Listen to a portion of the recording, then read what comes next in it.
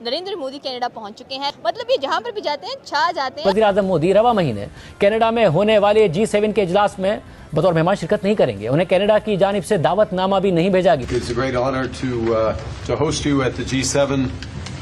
India has been coming to the G7, I believe, since 2018. तो अब जो कह रहे थे कि नहीं इनवाइट किया गया, वो लोगों को काफी रोते हुए दिखाई दे रहे होंगे अब तो। इतनी फ्रस्ट्रेशन, गुस्सा, दुख। जो कह रहे थे कि हमारे जो चीफ ऑफ आर्मी स्टाफ हैं, जो फील्ड मार्शल हैं, उनको इनवाइट किया है यूएस ने स्पेशली, वो भी सामने खबरें आ रही कि इनवाइट ही नहीं किया गया हुआ। तो फिर उनको तो चले फिर भी इनवाइट किया जा रहा है जगह। कनाडा की गवर्नमेंट होस्ट करती है और ये वो वेस्ट कंट्रीज हैं जो कि इंडिया को अपना डेमोक्रेटिक पार्टनर कहती हैं और इंडिया के साथ अपने जो है इंटरेस्ट और अलायंस को शो कर। हम तो कह रहे थे कि भाई उसके बाद उनकी इकोनॉमी में काफ़ी उतार चढ़ाव आ जाएगा, उनका डिफेंस सिस्टम देख लें भाई। कह लें कि F-35 एंड SU-57 अमेरिका से खरीदने वाले हैं। और हम जो कह रहे थे कि हमारे जो चीफ ऑफ आर्मी स्टाफ हैं, जो फील्ड मार्शल हैं, उनको इनवाइट किया है यूएस ने स्पेशली, वो भी सामने खबरें आ रही कि इनवाइट ही नहीं किया गया हुआ। तो फिर उनको तो चले फिर भी इनवाइट किया जा रहा है जगह के ऊपर। नहीं, बिल्कुल देखें, इनवाइट किया जा रहा है।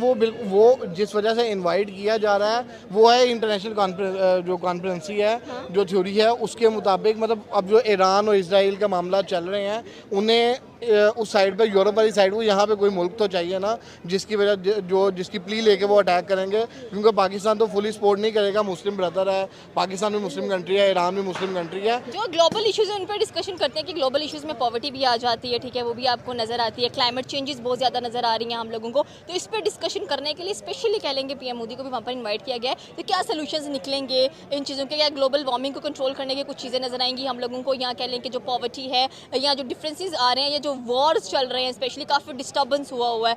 वॉर्स इस साल काफ़ी देखने को मिल रहे हैं हम लोगों को। जहाँ पर वॉर्स चल रहे हैं वहाँ पर क्रिकेट मैचेस भी चल रहे हैं, वहाँ पर कह लें कि different prime ministers, presidents meetings भी करा रहे हैं, हर चीज़ नॉर्मल चल रही है। तो ये साल कैसा लग रहा है आपको? और स्पेशली अगर पाकिस्तान इंडिया की बात की तो पाकिस्तान तो पानी के लिए भी रोता हुआ दिखाई दे रहा है कि भाई पानी खोल दो हमारा, हम जिंदा रहना चाहते हैं। नहीं, ऐसी कोई बात नहीं है। पाकिस्तान पानी के लिए कोई नहीं। पाकिस्तान में जितना पानी मौजूद है ना, वो बहुत ज़्यादा है। क्योंकि इतना पानी है कि हम अपने घर में वॉशरूम बना सकते हैं, ठीक है। तो वो मसला नहीं है पानी का। और पानी वो इशू नहीं है। वो इंटरनेशनली लॉ जो है, वो जो सिंतास मुआहदा है, उसकी अगर वायलेशन होगी तो वो डिफरेंट कंट्रीज जो उसके अंदर इन्वॉल्व हैं वो इसके अंदर आएंगी। लेकिन वो भी वो मसला नहीं है। मसला जो ये है, जो क्लाइमेट चेंज हो रही है और जो बाकी मामला हो रहे हैं, ऑब्वियसली उसको डिस्कस करना है। 1/3 दुनिया की पॉपुलेशन है। सेकंड नंबर पे, आई थिंक अब तो फर्स्ट नंबर पे मोस्ट पॉपुलेटेड कंट्री है इंडिया।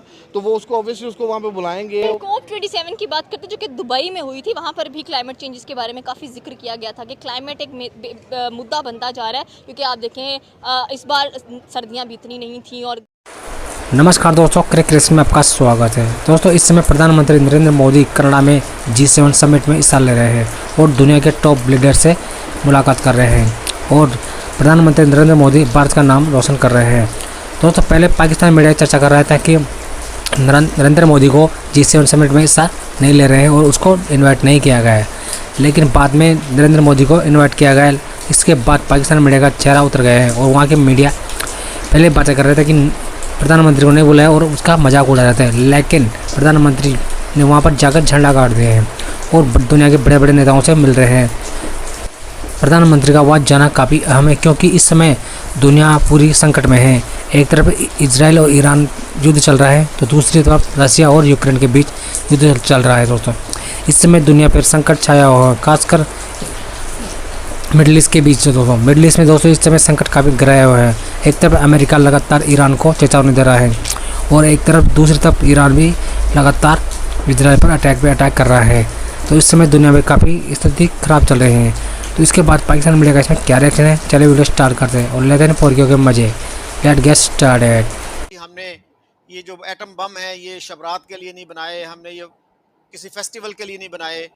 तो ये जो है रेटरिक न्यूक्लियर वेपन्स इस्तेमाल करने की, हमारे एक एम्बेसडर माली साहब ने भी कुछ ऐसा कहा था कि जी हम यूज करेंगे, और रशिया में एम्बेसडर हैं वो। तो इतना गंभीर खतरा है ये, और हमें एहसास शायद नहीं है। और हम कॉस्ट बेनिफिट जब एनालिसिस करते हैं, हमारे यहाँ तो खैर बहुत कम होता है वो, कि हमने इसकी बहुत कीमत अदा की है। कि आज हमारे देखिए 27 मिलियन बच्चे स्कूलों से बाहर हैं।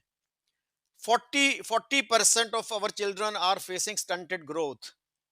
और अभी वर्ल्ड बैंक की एक रिपोर्ट आई है जिसके मुताबिक 45% Pakistanis are living below the poverty line, और बलोचिस्तान में ये परसेंटेज 71 है। और इंडिया ने वर्ल्ड बैंक की और बाकी जो इदारे हैं यूएन के, उन्होंने कहा है कि करोड़ों लोगों को उन्होंने गुर्बत से निकाला है पिछले 15-20 साल में। अनफॉर्चुनेटली हमारे हवाले से, पाकिस्तान के हवाले से कोई ऐसे फिगर्स सामने नहीं आते कि पाकिस्तान ने पिछले 20 साल में, 25 साल में इतने लोगों को गुर्बत से निकाला।